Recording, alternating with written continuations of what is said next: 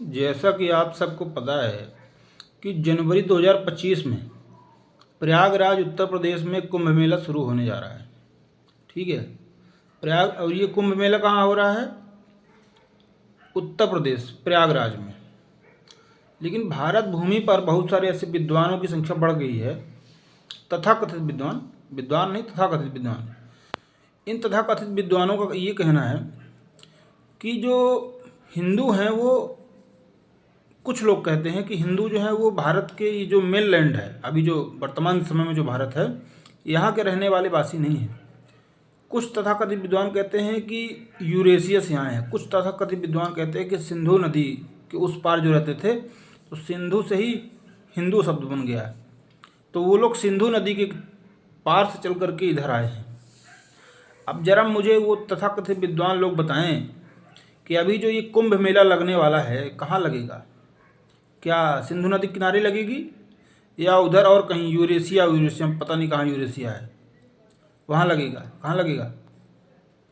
प्रयागराज तो इधर है, उत्तर प्रदेश में है वर्तमान समय में, लगभग लगभग भारत के मध्य में ही है ना। तो ये कोई अगर इस किसी को लगता है कि ये सिंधु नदी किनारे है, तो ज़रा बताए कि कहाँ पर, कैसे सिंधु नदी किनारे है। क्योंकि ये जो कुंभ मेला हो रहा है वो कहाँ हो रहा है? प्रयागराज में। और प्रयागराज एक तीर्थ है, और ये कुंभ मेला हो कहाँ रहा है? गंगा नदी में। तो ऐसे तथाकथित विद्वान बताएं कि भाई ये प्रयागराज और गंगा नदी कौन से सिंधु नदी किनारे बह रही है? तुम लोग कहते हो कि जो हिंदू शब्द है वो सिंधु से हिंदू बना है, तो बताओ इसको भैया, कहाँ से कैसे बन गया?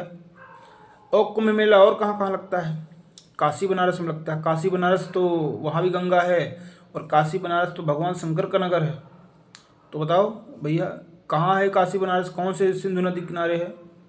उज्जैन में लगता है, हरिद्वार में लगता है। ये सारे हमारे जो धार्मिक स्थल हैं, जो तीर्थ हैं, तीर्थ में जो है महाकालेश्वर ज्योतिर्लिंग भी है ना। भारत में हमारे जो 12 ज्योतिर्लिंग हैं, जो 64 शक्तिपीठ हैं, तो ये शक्तिपीठ जो है ये कोई मानव निर्मित नहीं है। यहाँ भगवान खुद ही प्रकट हुए हैं। मंदिर मनुष्य की बनाई हुई है, किंतु जो ज्योतिर्लिंग और जो शक्तिपीठ है ये मानव निर्मित नहीं है। ईश्वर खुद प्रकट हुए हैं। भगवान राम अयोध्या में प्रकट हुए, भगवान कृष्ण वृंदावन में प्रकट हुए, है ना। हनुमान जी कर्नाटका के रीजन में, भगवान परशुराम भी मध्य प्रदेश के रीजन में।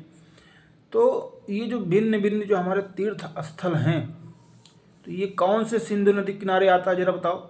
हमारी सारी पहचान इस भारत के बीचों बीच है, और तुम मूर्ख लोग कहते हो कि हिंदू शब्द जो है सिंधु नदी किनारे से आया है। सिंधु नदी के किनारे रहते तो वहाँ से हिंदू शब्द पैदा हो गया। कहाँ हो गया? हमारी हर एक आइडेंटिटी, हमारे से हमसे जुड़ा हुआ, हमसे संबंधित हर एक चीज़ इसी भारत भूमि पर, यहीं पर जहाँ हम लोग वर्तमान में रह रहे हैं। सारे तीर्थ हमारे इधर हैं। हमारे भगवान का अवतरण यहीं हुआ, प्राकट्य यहीं हुआ, और हम लोग बाहर से आए हैं। हमारी हर पहचान ऋषि मुनि जो इधर रहते, जो कश्मीर है वो कश्यप ऋषि के नाम से बना है। हमारे ऋषि मुनि सब यहीं रहते थे। अयोध्या यहीं है तो वशिष्ठ मुनि भी यहीं रहते थे, अयोध्या में रहते थे। और जो अन्य अन्य जो हमारे ऋषि मुनि थे सब यहीं थे। तो जरा बताओ कि भैया कहाँ है? गंगा सागर जो हमारा तीर्थ है, जो रामेश्वरम है तमिलनाडु में, वो सब इसी यहीं भारत भूमि में है, जो अभी भारत भूमि है वर्तमान समय में। तो ये कौन से सिंधु नदी किनारे है? तथा कथित विद्वान बताएं। सारी पहचान जब हमारी इधर है, और ये हिंदू शब्द आया कहाँ से? हमारे धर्मशास्त्र में इंदु सरोवर बताया गया है, जो कि आज के समय हम लोग हिंद महासागर बोलते हैं। तो हिंद महासागर को ही हमारे शास्त्रों में इंदु सरोवर कहा गया है। तो हिमालय और इंदु, वहाँ लिखा है कि हिमालय और इंदु सरोवर के बीच स्थित जो धरती का स्थान है वो हिंदू स्थान है। कैसे है? हिमालय का पहला शब्द ही होता है, इंदु सरोवर का पहला शब्द इंदु होता है। ही को इंदु से संधि विच्छेद पता होगा, अगर ग्रामर थोड़ा बहुत पढ़ी होगी। ही को इंदु से जोड़ दो तो हिंदू हो जाएगा, हिंदुओं के रहने का स्थान हिंदुस्तान।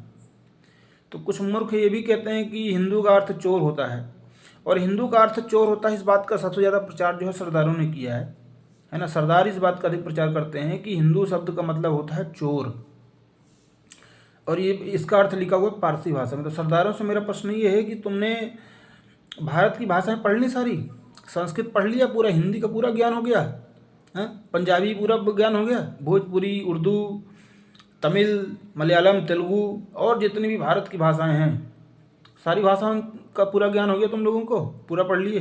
कौन सी भाषा में हिंदू का मतलब चोर लिखा है? तुमको भारत की मूल भाषाओं में हिंदू का मतलब चोर नहीं मिला तो तुम पारसी भाषा में ढूंढने चल दिए हैं? पारसी भाषा में सिख मतलब चोर लिखा होगा, वो भी पढ़ लो। सिख मतलब चोर ही होता है वैसे भी, है ना। तो हिंदू का मतलब कोई गलत चीज़ नहीं होता। हिंदू हमारा अपना खुद का शब्द है।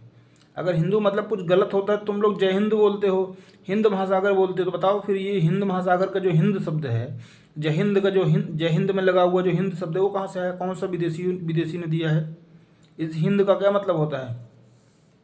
अगर तुम हिंद से ही हिंदू हुआ ना, या हिंदू से ही हिंदू हुआ, है ना। ऐसा तो नहीं है कि दोनों अलग अलग। हिंद और हिंदू एक ही शब्द हैं, ये कुछ अलग अलग नहीं है।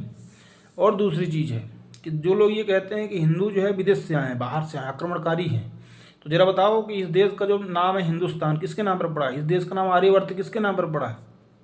और इस देश का नाम भारत, हिंदू राजा दुष्यंत कुमार के जो पुत्र थे भरत, उनके नाम पर पड़ा। तो वो भरत कौन से आए? वो भारत विदेश में थे क्या? कौन से विदेश से थे, बताना जरा। तो हम लोगों की सारी आइडेंटिटी इसी भारत भूमि पर है। और तुम लोग कहते हो कि हम लोग विदेश से आए हैं। विदेश से कहीं कोई नहीं आए। और यूरेशिया का अर्थ क्या होता है? Europe plus Asia.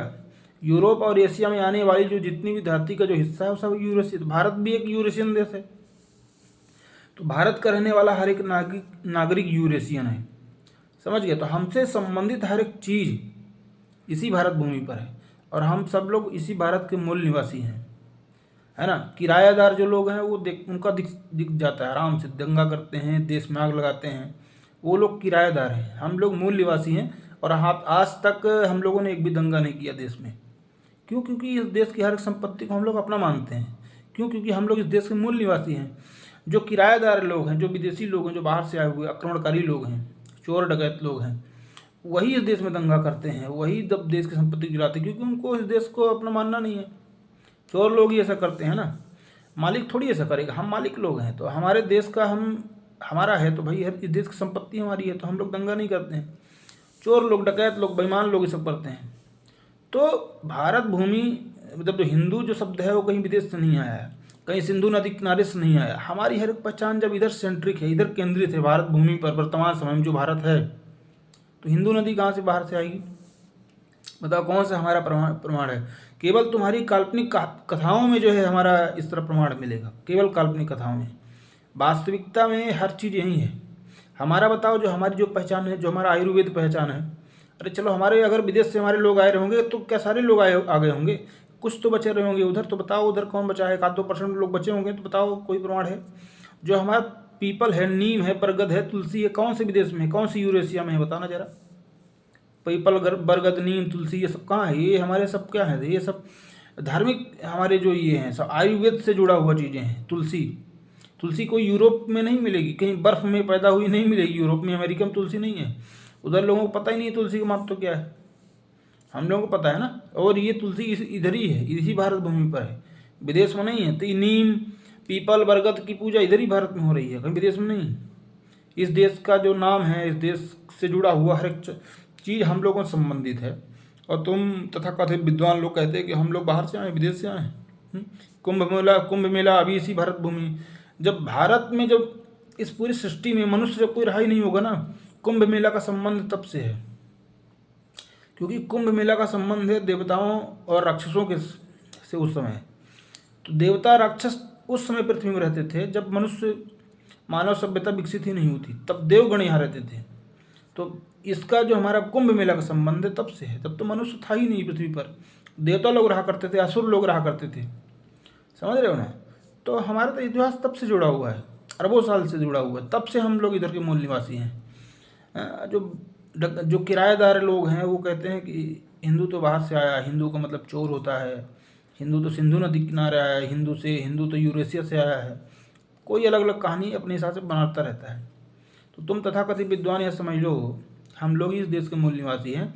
और हिंदू शब्द हमारा कहीं विदेश से नहीं है, इधर ही है, हमारे धर्मशास्त्रों से। वो भी बता दिया हूँ, हिमालय और इंदु सरोवर के बीच धरती का स्थित जो भी स्थान है वो हिंदू स्थान है, समझ गए ना। इसलिए थोड़ा सा ज्ञान बांटो, लेकिन जो सही ज्ञान है वही बांटो, क्योंकि तुमको कुछ पता नहीं है ना, इसलिए फर्जी ज्ञान नहीं देना है।